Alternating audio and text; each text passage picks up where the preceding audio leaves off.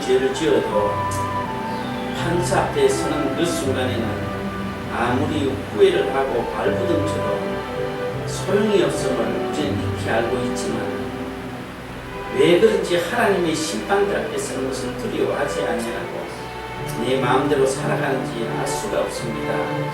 그러면서 우리는 예수를 믿고 신앙이라고 고백하는 가운데 정말 이것을 생각함으로 하나님 앞에 심판대에 서기 전까지 회개할 것은 회개하고 정결한 삶을 살아갈 수 있는 지혜들이 되어서 정말 심판대 앞에 그 서는 순간이 두렵고 떨리는 것이 아니라 기뻐하고 즐거워하며 찬양의 소리를 울려 퍼지는 그 순간이 되어질 수 있도록 도와주시고 우리가 할 수 없으면 지혜 주시고 성령 도와주시옵소서.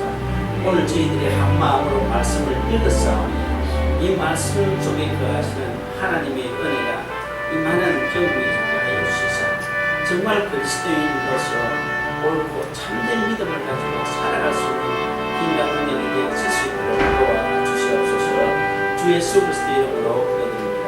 아멘. 오늘 읽었던 본문의 내용을 좀 설명을 한번 드렸습니다. 예수님께서 잡히시고 죽으시고 부활하신 이후에 제자들과 사도들이 오순절 다락방에서 기도하고 있을 때에 성령이 불같이 임했습니다. 그래서 방언도 받고 능력도 받아서 복음을 전하기 시작을 했지요. 그리고 한 3년 지나서 AD 33년경에 무슨 일이 일어났는가 하면 복음은 전해서 많은 사람들이 예수를 믿는데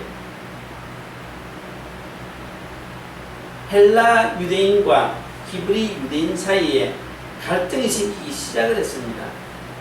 그 당시 복음을 전하는 것도 지금 저희들이 복음 전하는 것과 거의 비슷한 것 같아요.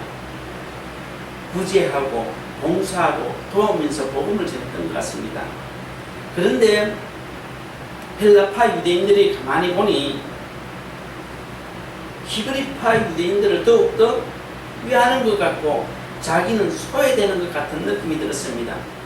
히브리파 유대인들이라고 하는 것은 떠나지 않고 그 지역에 그대로 머물러 살았던 히브리인을 말하고 헬라파 유대인이라고 하는 것은 종교적인 이유든 정치적인 이유든 아니면 잘 살기 위해서 그렇게 하던 이민을 떠나서 방황하면서 다녔던 그런 유대인들입니다.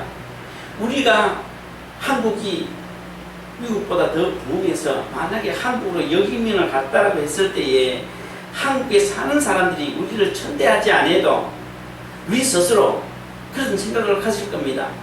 야, 미국에서 왔다고 해서 같은 동족인데 나를 멸시하나? 참 이상하다라는 생각이 들 겁니다. 중국에 사는 한국인들이 한국에서 취업을 할 때 한국에 사는 사람들이 그들을 멸시하지 않아도 스스로 그런 소외감을 느끼고 야, 중국에서 왔다고 해서 우리를 멸시하네 생각을 느끼는 것처럼 그런 느낌을 느낄 수가 있다는 것이죠. 헬라파 유대인들이 그랬다는 겁니다. 실제로 그렇게 했겠습니까? 당시 초대교회들은 오늘 네 것도 없고 내 것도 없는 그런 상황이었잖아요. 내가 돈을 많이 가지고 있으면 가난한 자들에게 나누어주고 같이 동등하게 잘 사는, 동등하게 기뻐하고 동등하게 슬퍼하는 그런 어떤 공동체였거든요. 그렇기 때문에 누구를 특별히 위하고 그렇지는 않았습니다. 그러나 헬라파 유대인들이 봤을 때에 히브리파 유대인들을 굉장히 잘해주는 것 같고 자기들은 소외된다라고 그렇게 느꼈습니다. 그래서 이의를 제기한 것이죠. 누구에게요? 사도들과 제자들에게. 사도들이 가만히 듣고 보니 그럴 수 있을 것 같아요. 그래서 그들이 무슨 생각을 했겠습니까? 야, 이렇게 해서는 안 되겠다. 우리가 해야 할 일이 무엇이냐? 기도하는 것과 전도하는 것이 아니냐? 그런데 오늘은 기도하는 것과 전도하는 일을 소홀히 하고 구제하고 봉사하는 일에 전념하고 있는 자신들의 모습을 보고 그렇게 하지 말아야 되겠다라고 생각을 했습니다. 그래서 그러면 어떻게 할 것이냐? 우리를 대신해서 구제와 봉사할 사람을 뽑자. 한 7사람이면 되겠다라고 그렇게 생각을 했습니다. 그러면 어떤 사람을 뽑을 것이냐? 뽑을 기준이 있어야 되지 않느냐라고 했을 때 오늘 읽었던 본문의 말씀, 신망이 있고 성령과 지혜가 충만한 사람을 뽑자라고 그렇게 이야기했습니다. 다른 성경에는 칭찬받는 사람이라고 그렇게 이야기를 합니다. 칭찬받는 사람, 그러면서 성령과 지혜가 충만한 사람 7사람을 뽑아서 그 사람들에게 오늘 우리가 하고 있는 구제와 봉사일을 맡기고 우리는 지금까지 하려고 했던 기도하는 것과 말씀 전하는 데 충실히 하자라고 그렇게 이야기를 했습니다. 그래서 그 사람들을 뽑았는데 스데반을 비롯한 7사람을 뽑았습니다. 오늘 지난주에 했던 이 말씀은 형제들아 너희 가운데 성령과 지혜가 충만하여 칭찬받는 사람, 칭찬이라고 했던 그 말은 입증받을 수 있는 사람, 확정받을 수 있는 사람, 목격에도 흠이 없는 사람, 그런 사람을 이야기하는 겁니다. 성령과 지혜는 예수 믿는 사람들에게 공통으로 있는 것이죠. 오늘 저와 여러분들은 그것을 충분히 이해할 수 있습니다. 그런데 칭찬받는 사람이라고 하는 것은 공동체 안에서 인정받는 것이 아니라 공동체 밖에 있는 사람, 예수를 믿지 않는 사람들이 그 사람들을 볼 때에 와 괜찮은 사람이다, 정직한 사람이다, 믿을 수 있는 사람이다, 선한 사람이다, 내가 입증할 수 있는 사람이다 라고 했던 그런 사람들을 이야기하는 겁니다. 여러분 한번 생각해 보십시오. 구제와 봉사하는 일에 성령 충만이 무슨 필요가 하겠습니까? 구제와 봉사하는 일에 지혜가 무슨 필요가 하겠습니까? 그냥 이건 나눠주시오 라고 하면 그거 받아서 나눠주면 돼요. 행동이 빠르고 참 손이 빠른 그런 사람이 있으면 충분합니다. 그런데 왜 하필 성령과 지혜가 충만한 사람 뿐만 아니라 칭찬 듣는 사람을 택했을까요? 오늘 우리가 착각하고 있는 가운데 하나가 이것입니다. 나는 성령이 충만해요, 지혜가 충만해요, 내 스스로 생각해 볼 때 나는 믿음이 있는 사람이라요. 그런데 중요한 것은 우리 공동체 밖에 있는 사람들로부터는 칭찬을 받지 못하더라는 겁니다. 입증을 받지 못하더라는 겁니다. 그러면은 안 된다는 것이죠. 또 그것을 거꾸로 이야기하면 정말 내가 성령이 충만하고 지혜가 있으면 세상 사람들로부터 인정함을 받는다는 겁니다. 우리 공동체 밖에 있는 사람들로부터 저 사람은 정말 목사야, 저 사람은 장로야, 권사야, 정말 예수 믿는 사람이라고 인정함을 받는다는 겁니다. 그러면 오늘 모든 교회의 성도들이 나는 성령이 충만해, 기도 많이 하는 사람, 방과 능력이 있어, 지혜가 있어 라고 하지만은 그 공동체 밖에 있는 사람들이 그 사람을 볼 때 왜 저럴까? 예수 믿는 사람이 왜 저럴까?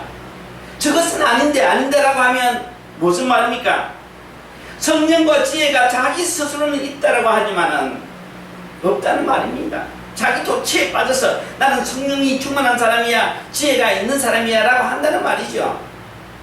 아무것도 아닌 구제와 봉사하는 일에도 성령과 지혜가 충만한 사람일 뿐만 아니라 그 공동체 밖에 있는 사람들로부터 칭찬받는 사람을 선택했다는 겁니다.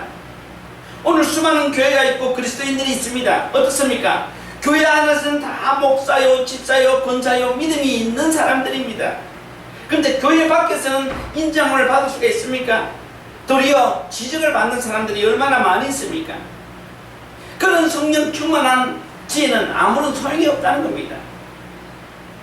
사도들과 제자들이 단순히 구제 봉사하는 일, 정말 성령도 필요 없고 지혜도 필요 없고 칭찬받는 일도 필요 없는 그 일, 그런 사람을 뽑음에도 불구하고 성령과 지혜가 충만한 사람, 칭찬 듣는 사람을 뽑았다고 하면 오늘 목사인 저로서, 오늘 권사인 여러분으로서, 아니면 집사인 여러분으로서, 오랫동안 교회를 다닌 여러분으로서 성령과 지혜와 우리 공동체 밖에서 칭찬 듣지 못한다고 하면 그것은 그리스도인인가 라고 할 수 있겠습니까?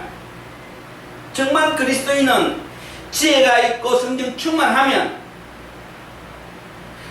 우리 공동체 밖에 있는 사람들로부터 야, 저 사람은 정말 믿을 수 있는 사람이라고 소리를 들을 수 있는 사람이라는 것이죠. 여러분은 저에게 목사님이라고 부를 수 있습니다. 그러나 다른 사람은 저를 보고 목사님이라고 부를 수 있습니까? 혹 그리스도인이라고 부를 수 있겠습니까? 이런 기준으로 본다고 하면 오늘 우리의 성령 충만함, 지혜, 그것이 얼마나 모순되고 잘못됐다는 것을 스스로 알고 있습니다. 도리어 교회 다니는 사람이 지적을 받는 이런 시대에 정말 그리스도의 성도 여러분들은 성령과 지혜가 충만할 뿐만 아니라 나를 아는, 나를 가까이 이해하는 사람들로부터 인정함을 받는, 저 사람은 정직한 사람이라고 소리를 듣는 그런 사람일 때에 정말 우리는 성령 충만한 사람이고 지혜가 있는 사람이란 말이죠.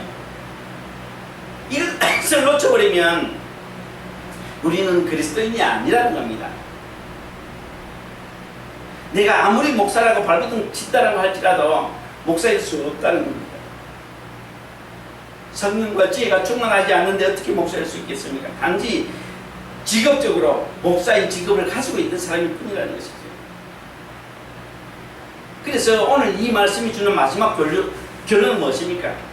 여러분이 정말 성령 충만하기를 원하고 지혜로운 사람인 것을 원한다라고 하면 그것은 곧 우리 공동체 밖에 있는 사람이 나를 인정한다는 겁니다. 아, 저 사람은 정말 그리스도인이야. 저 사람이 예수 믿는 건 난 신뢰할 수 있어 라고 한다는 것이죠. 그럴 때 그것이 진정한 성령 충만함이고 지혜로운 사람이라는 겁니다. 아무리 우리 공동체 안에서 성령 충만하고 지혜가 있다라고 할지라도 나를 알고 있는 우리 공동체 밖의 사람이 나를 인정해 주지 않는다라고 하면 그것은 스스로의 착각일 수밖에 없다는 것이죠.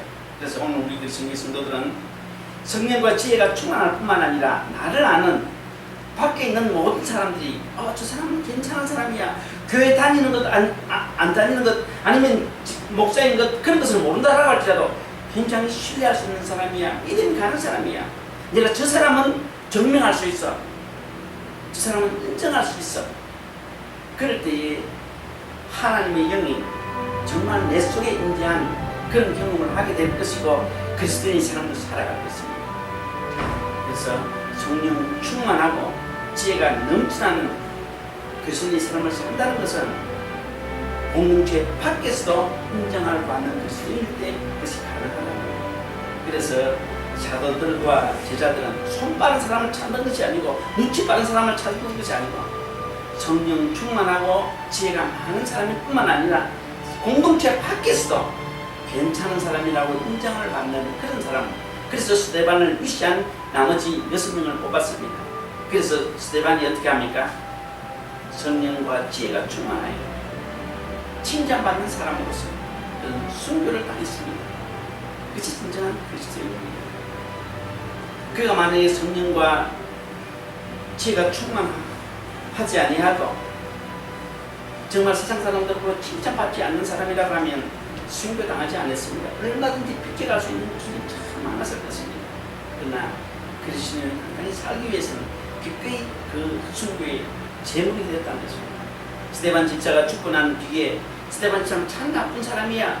이것은 좋은데 이것은 나쁜 사람이라고 한 사람은 아무도 없습니다. 오늘도 그의 믿음은 추앙받고 그의 믿음은 존경받습니다. 왜 그럴까요?